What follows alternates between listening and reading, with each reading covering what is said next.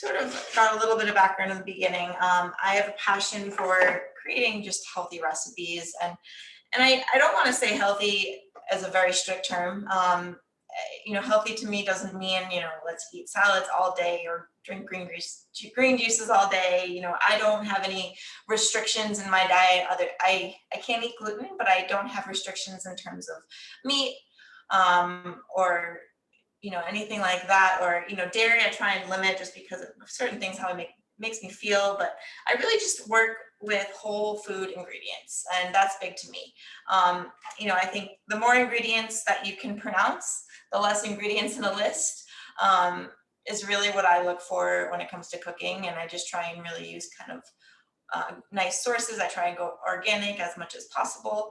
But I don't like to make things too complicated. I do love to style food, and I do love the food photography aspect of it. And sometimes you look at my dishes and you might think that it looks a lot more complicated than it really is.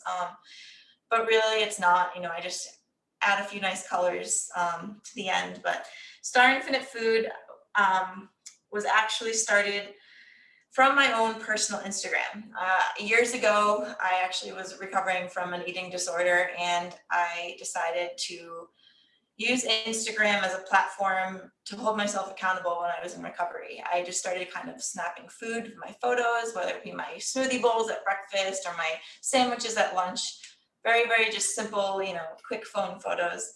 And I had no intention of growing. I hardly even knew how to use Instagram at the time, to be honest. And Star Infinitude was actually my childhood screen name. I don't know if anybody remembers AIM and AOL, but that was actually my childhood screen name. And after about 6 to 8 months, where all of a sudden all I'm doing is posting pictures of food, I decided to kind of transition that into Star Infinite Food. And it sort of held that same meaning of like endless possibilities and always kind of reaching for the stars. And for me, when I was in those years of disordered eating, there were a lot of restrictions in my life, and opening my plate up, so to speak, really kind of opened up, more options for creativity. I've been in the kitchen since I was 5 years old, so I've always had a passion for cooking. I just sort of kind of lost my way for a little bit in terms of that connection I had to food. So it was really kind of a personal journey for me in the beginning. And then after about a year, I became really interested in this food styling aspect of it and sharing recipes.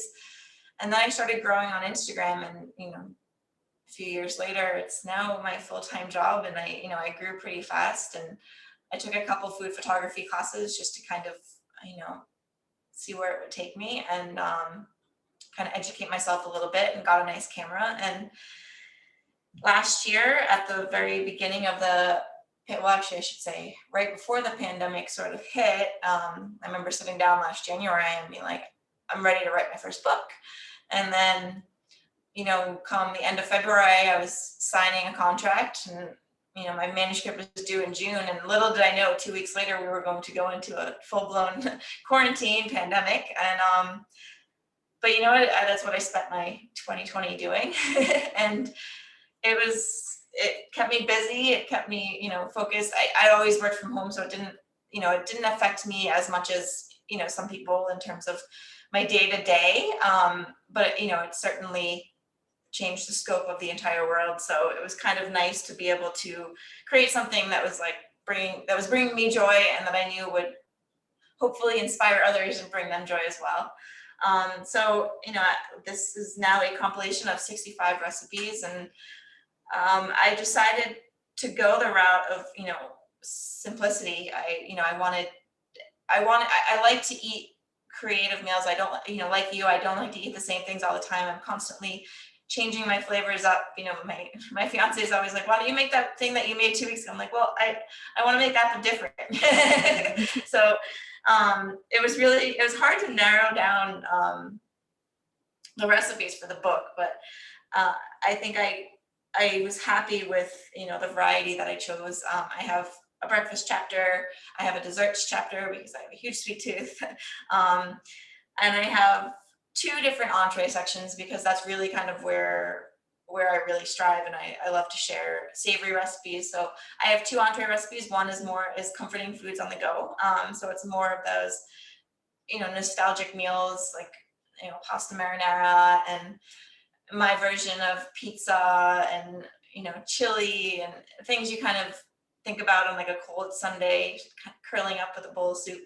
And then I also have energizing meals on the go. And this meal today is from that section, where I have, a few seafood recipes.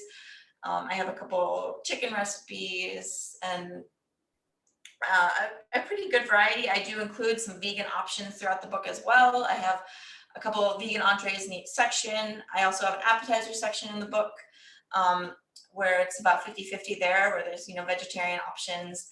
And then also I have a veggie section, and I have a starch section.